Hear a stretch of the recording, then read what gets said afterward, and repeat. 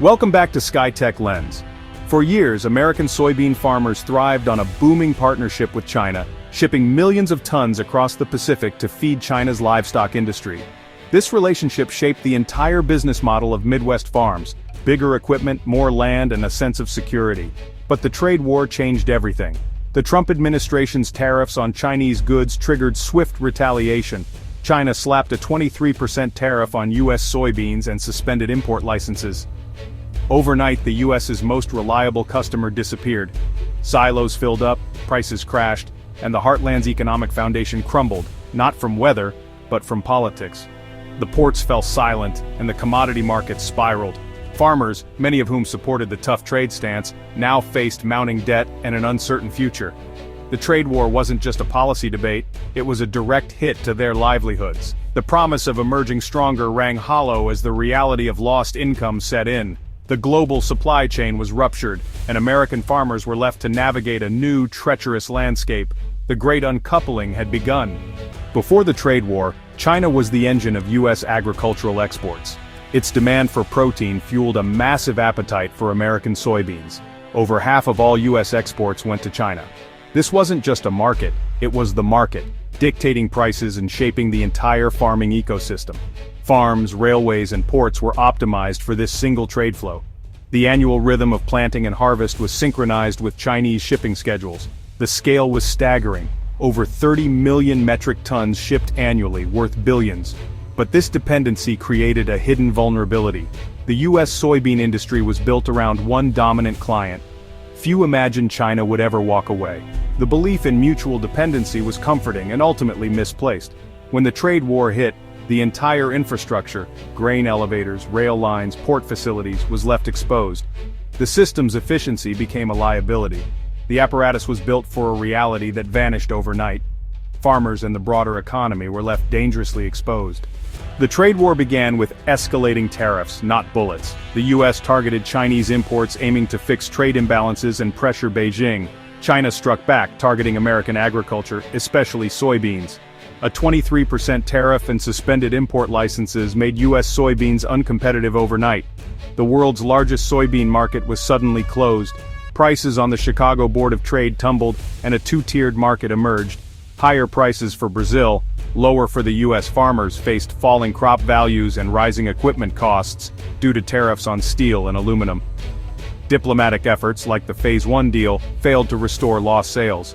China's promised purchases never fully materialized. The damage was deep and lasting. Global supply chains rewired, trust shattered. The trade war became a grinding war of attrition. American farmers were caught in the crossfire with no quick fix in sight. The old rules of global trade had changed. The tit-for-tat left lasting scars. As the U.S. lost access to China, South America stepped in. Brazil rapidly expanded soy production, upgrading ports and railways to meet China's demand. Argentina cut export taxes, making its soybeans even more competitive. Together, they became China's new reliable suppliers, cementing their dominance. Canada, meanwhile, focused on premium non-GMO and food-grade soybeans, carving out a niche in Asia and Europe. Trade agreements gave Canadian exporters an edge, insulating them from volatility. The global trade map was redrawn. The U.S. ceded its decades-long dominance. Rivals didn't just fill a gap, they scaled up, proving they could meet China's needs without political baggage. The crown was passed, and the new kings of soy weren't giving it back. American farmers watched as their former customers forged new, lasting partnerships. The shift was permanent. The U.S. was no longer the world's go-to soybean supplier. For U.S. farmers, geopolitics became personal and painful. Soybean prices collapsed as surpluses flooded the market. Futures hit 5-year lows, and many sold crops for less than production costs. The negative basis, local prices even lower than futures, reflected storage and transport nightmares. Rising costs for equipment and inputs squeezed margins further. Government bailouts offered temporary relief but couldn't replace lost markets or erase mounting debt. Farmers became dependent on subsidies, not sales. The crisis threatened the survival of family farms. The financial squeeze was relentless. For many, it was a fundamental crisis, not just a bad year. The trade war pushed China to rethink its food security. Beijing launched a long-term plan to reduce reliance on imported soybeans. Feed recipes were reformulated to use less soy, and domestic production was incentivized. China built up strategic reserves, buying when prices were low, and holding back when needed. Investments in domestic crushing capacity gave China more control over processing. The goal: never again be vulnerable to a single supplier. For U.S. farmers, this was the biggest challenge yet. China's demand would never return to old levels. The era of easy sales to a single customer was over. As the 2025-26 harvest approached, American farmers faced a chilling reality. The usual flood of Chinese orders was gone. Order books were empty. China had already locked in millions of tons from Brazil and Argentina. U.S. export forecasts plummeted and farmers faced a tough choice: sell at a loss or pay to store unsold crops. Both options carried risk: low prices or mounting storage costs. The uncertainty paralyzed decision-making. Analysts warned the Chinese freeze could cost U.S. farmers up to 16 million tons in lost sales. For many, it was a question of survival. The harvest became a moment of truth. Family farms faced closure if the situation didn't improve. The trade war's impact was no longer abstract, it was existential. The future of American agriculture hung in the balance. The storm was far from over. Facing crisis, President Trump shifted from tariffs to public appeals. He urged China to make massive soybean purchases, framing it as a quick fix. But China, now a strategic buyer with diverse suppliers, wasn't swayed by public pressure.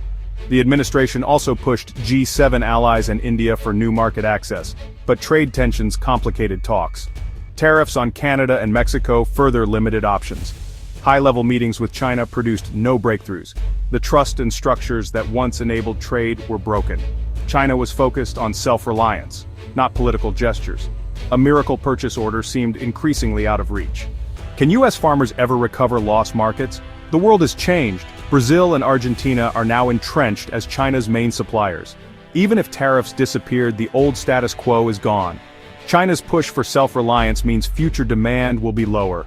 American farmers now compete for a smaller share against aggressive rivals. Recovery can't rely on trade policy alone.